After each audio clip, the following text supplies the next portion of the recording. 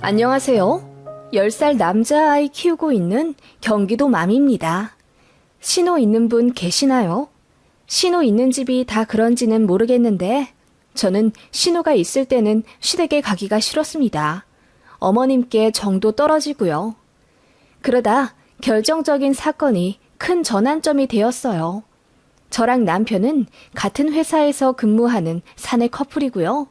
제가 남편보다 2살 어리긴 하지만 제가 먼저 입사했기 때문에 연봉은 오히려 제가 아주 조금 더 높아요.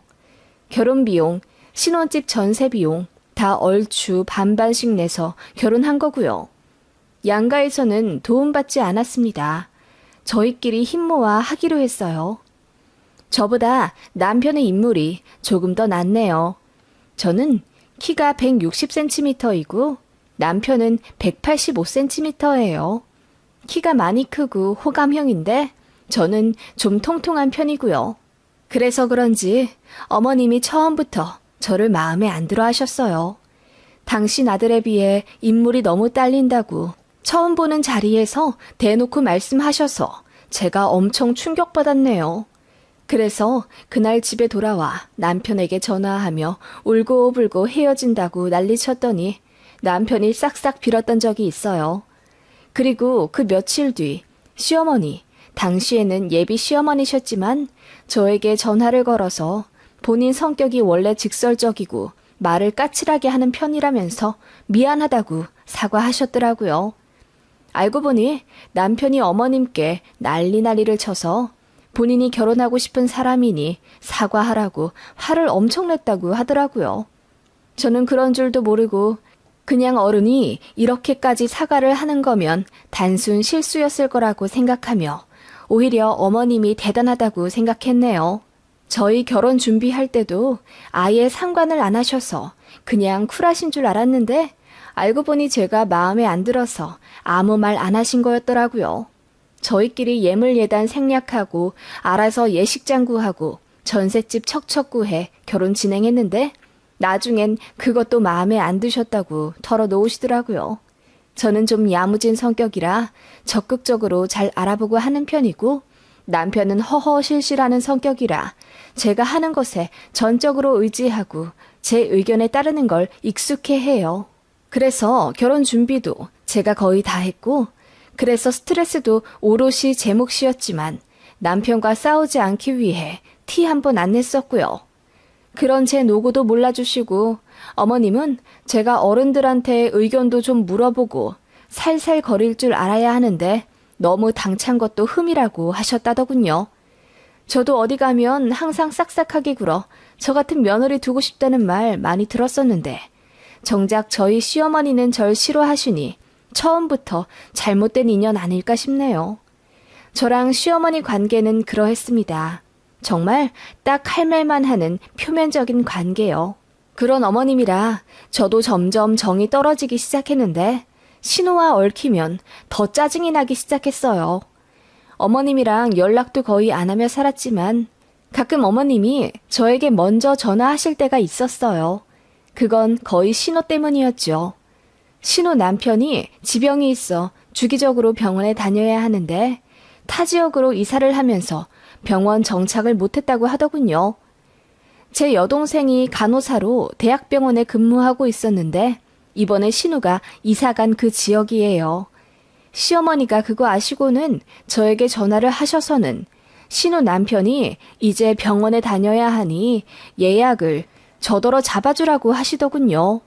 저는 좀 황당해서 그건 신우가 알아서 해야 하지 않겠냐고 하니 어머님께서 사돈 처녀가 일하는 그 병원 다닐 건데 가족 좋다는 게 뭐냐? 네가 먼저 좀 알아서 챙겨야 하지 않겠니? 사돈 처녀한테 이야기해서 잘 좀 봐달라고 전해달라고 해. 라고 하시더군요. 어머님, 제 동생이랑 아주버님 다니는 과는 전혀 상관없는 곳이에요.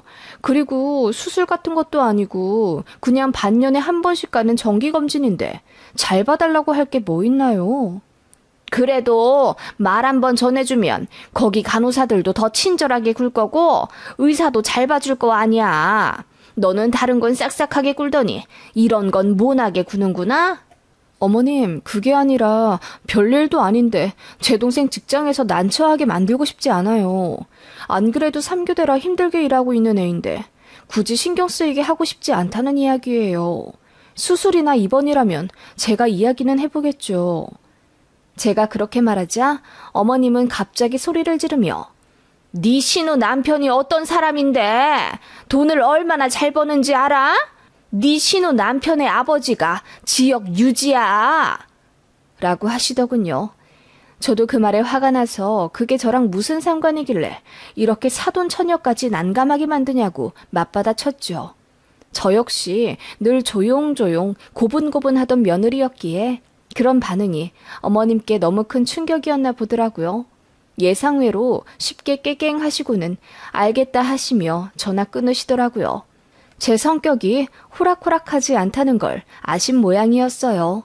나중에 알고 보니 어머님은 제 여동생이 신우 남편 정기 검진일마다 병원 입구에서부터 해당 과까지 에스코트 해주길 바란 듯 하더라고요. 정말 어이없지 않나요? 신우 남편 집안이 좋고 돈도 잘 벌긴 하지만 그게 저랑 무슨 상관이라고요.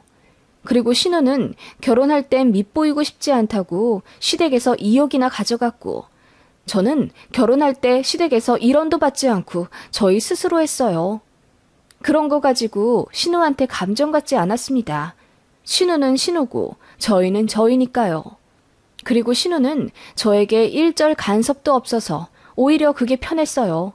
다만 어머님이 자꾸 저랑 신우를 은근히 비교했고 또 제가 신우 및 신우 남편에게 잘하길 바라는 게 싫었습니다. 명절에는 제가 하루 전날 와서 음식하길 바라시더라고요. 이유는 신혼의 가족이 와서 편하게 밥 먹고 가길 바란다는 거였습니다. 제가 남편과 같은 직장 다니는 맞벌이인 거 알면서 아무렇지 않게 저는 여자이니 명절 전날 휴가 내도 상사들이 뭐라고 안 할 거라고 그렇게 말하는 시어머니가 너무 뻔뻔하게 느껴졌어요. 그래서 제가 말했죠. 그럼 형님도 휴가 내서 일찍 오시면 되겠네요. 오순도순 같이 전부 치면 더 행복한 명절이 될 것 같은데요. 그 말에 시어머니가 전화기 너머로 펄쩍 뛰시며 네 신우는 얘기가 다르지. 거기는 휴가 내기도 빡센 곳이야. 그리고 자기 와이프가 휴가까지 내고 명절 전날부터 처가가 있다고 하면 좋아할 남편이 어딨겠냐? 라고 하시더군요. 어머님은 앉으나 서나 딸과 사위 눈치 보기에 바쁘셨어요. 그렇게 잘난 사위가 처댁 냉장고라도 바꿔주었으면 말도 안 해요. 왜 그렇게 눈치 보시는지 모르겠더라고요. 다행히 시댁 가서 신우네 마주친 적은 거의 없었어요. 신우 시댁이 좀 엄한 편이라 명절에는 거의 그쪽에 가 있는 것 같더라고요. 어쩌다 마주치게 되면 어머님은 신혼의 부부는 그냥 앉아만 있으라 하시고 온갖 자비는 다 저랑 제 남편을 시키셨어요. 뭐 전부치고 그러는 일에 거부감 있는 건 아니고 저도 요리하고 치우는 게 차라리 마음이 편한 며느리이긴 한데 신우랑 신우 남편은 손 하나 까딱 못하게 하니 너무 짜증이 나더라고요. 그래서 표정 굳히고 대충 하면 어머님이 어느새 뒤에서 다가와 제 등짝을 찰싹 치며 그렇게 무르게 익힌 거 사위가 싫어해. 바삭바삭하게 익힌 걸 좋아하더라. 좀 센 불로 지지거라. 라고 하시더군요. 그 말에 열받아 아예 다 태워 먹으니 어머님이 저를 잡아 먹을 듯이 노려보시며 한숨 쉬시더군요. 저도 나름대로 고분고분하고 싶지 않았달까요? 유치하고 웃기죠? 그러다 제가 임신을 하게 되었습니다. 뱃속의 아이가 남자아이라니 어머님이 처음으로 저에게 웃음을 보이시더군요. 어머님께 감정이 좋지 않았던 탓일까요? 어머님 좋아하시는 거 보니 딸이었으면 좋겠다고 생각이 들 정도로 저는 심술이 자라나고 있었습니다. 아무튼 어머님은 제가 임신을 하니 그제야 저를 며느리 취급해 주셨어요. 이따금 용돈도 붙여주시고 택배로 제가 좋아하는 양념갈비, 무말랭이랑 미역줄기 잔뜩 묻혀 보내주셨더라고요. 더 배불러 오면 시댁도 못 갈 것 같아 임신 중기쯤 명절에 시댁에 갔는데 마침 신호도 있었습니다. 어머님이 저는 임산부인이 쉬라며 웬일로 저도 거실에 있으라 하시더라고요. 그러면서 저한테 말씀하시길, 딱 올해까지만이야. 내년부터는 나랑 같이 전 부쳐야 된다. 라고 하셔서 제 남편에게 한 소리 들으셨습니다. 아무튼 그렇게 신혼애와 같이 식사를 하게 되었는데 어머님이 저한테 임신한 상태에서 출퇴근하며 일하기 힘들 테니 보약을 한 채 지어왔다고 하시는 거예요. 좀 감동했어요. 밥 먹고 한 포 먹으라며 작은 방에서 보약 가득 들어있는 상자를 가져오시더라고요. 그러시면서 진짜 잘하는 집 가서 구워온 거야. 이쪽 지역에서는 며느리랑 딸 임신하면 무조건 가는 곳이다. 뭐 자궁경 뭐 어쩌고 짧아서 간다 안 간당한 여자도 이 집 한약 먹으면 무조건 10달 채운다더라. 라고 하시더라고요. 잘 먹겠다고 인사드렸어요. 감사하더라고요. 그런데 그 순간 신혼의 부부도 뭔가 할 말이 있는 듯 서로 옆구리를 찌르고 눈 윙크를 하며 뭔가 서로 눈치를 주더라고요. 그래서 무슨 하실 말씀 있냐고 하니 신우가 부끄러운 듯 웃으며 아니, 말 안 하려고 했는데 사실 나도 임신했어. 바로 어제 테스트기로 확인했거든. 병원 가서 아기집 확인하고 나서 말하려고 했는데 옳게 보니 나도 갑자기 축하받고 싶네. 라고 하더군요. 그 말에 어머님이 큰 소리로 웃으시며 겹경사 났다고 좋아하시더군요. 저도 진심으로 축하드렸죠. 첫째랑 터울지게 둘째 낳기 싫다고 하셨는데 딱 4년 만에 가지셨거든요. 제가 환히 웃으며 말했습니다. 어머, 그러면 어머님이 지어주신 한약 형님이 드세요. 어머님, 사실 저는 한약이 몸에 잘 안 받는 체질이라 한의원도 잘 안 갔거든요. 잘 됐네요. 그 말이 끝나자마자 신우도 웃으며 그럼 반 나눠 먹자고 하시더군요. 그러자 어머님이 갑자기 정색을 하시더니 아니, 뭐 그럴 필요까지 있다냐? 그냥 새아가는 새아가 거 먹어. 우리 딸은 내가 다시 구워올 테니. 라고 하시더군요. 그러자 제 남편이 제 편을 들며 왜? 이 사람 한약 안 먹어. 그러니 잘 됐지 뭐. 이거 임산부한테 좋은 약이라면서? 라고 하며 한약이 든 상자를 신우 남편에게 건네주었습니다. 저도 한약이 든 파우치를 신우에게 주었고요. 그러자 어머님이 대번 그 한약을 터지도록 빼앗아가며 소리를 빽 지르시더라고요. 글쎄 안 된다니까 왜 내 딸을 줘? 됐다고 내가 다시 해서 준다니까. 그 모습에 저는 깜짝 놀랐고 제 남편도 왜 그렇게까지 화를 내시냐며 짜증을 냈어요.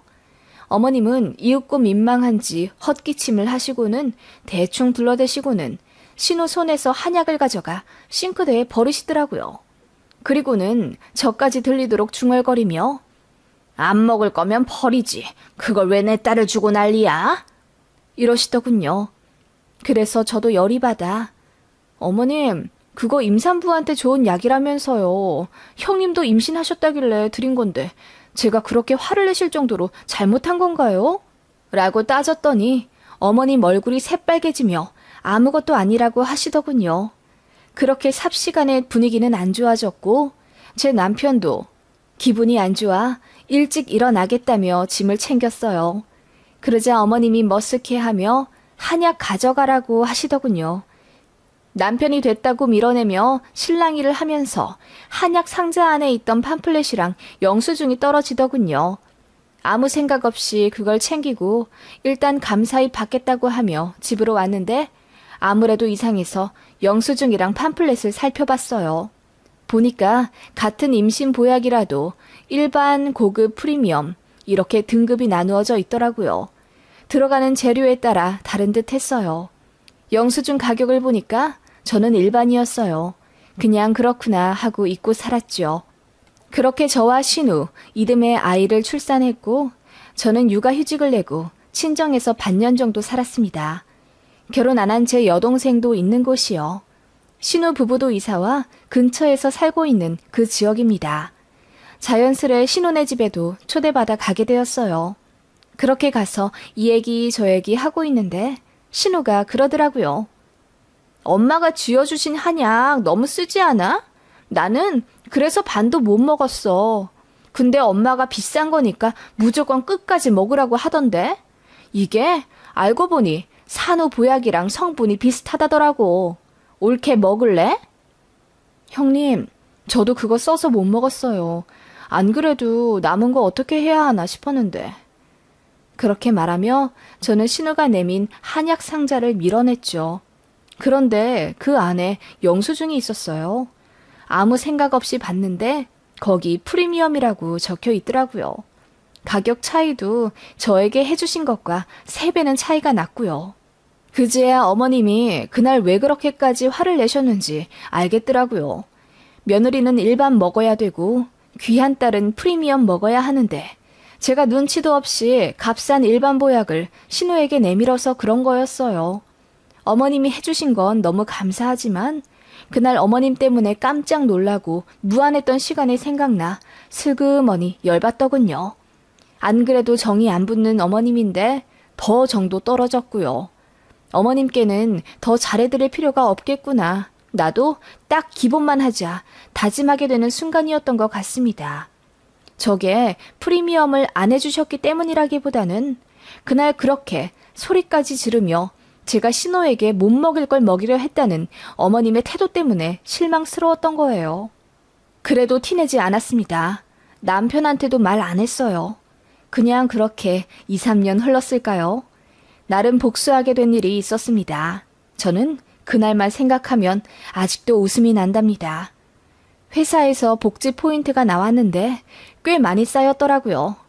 그래서 아이 옷이나 살까 했는데 딱히 필요한 건 없고 마침 어버이날이 다가와 양가 선물에 쓰자 싶더군요. 남편이 저더러 알아서 하라고 하길래 아울렛 가서 양가 부모님들 아웃도어 옷을 골랐습니다.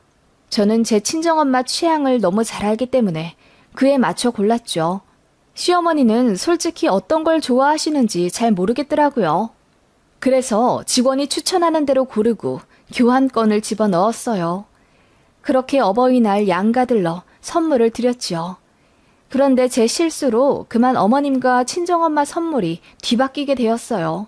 그래서 제가 다음날 어머님께 전화해서 그거 다시 택배로 보내주실 수 있냐고 여쭤봤죠. 그랬더니 어머님이 나 이거 마음에 드는데 그냥 입으면 안 돼? 사부인이랑 나랑 같은 거 준 거 아니니? 라고 하시더라고요. 아니요, 어머님 거랑 친정엄마 거랑 달라요. 친정엄마 취향대로 고른 건데 어머님 마음에 드실 줄 몰랐네요. 다음에 참고해서 살게요. 그래? 뭐 그러면 굳이 바꿀 필요 있어? 교환권 들어있으니 사부인께서 매장 가서 바꾸시면 되잖아. 아, 그게요. 가격 차이가 좀 나서요. 저는 가감없이 이야기했습니다. 그랬더니 어머님이 뭐? 아니 뭐 얼마나 차이가 나길래 바꾸면 안 되는 거냐?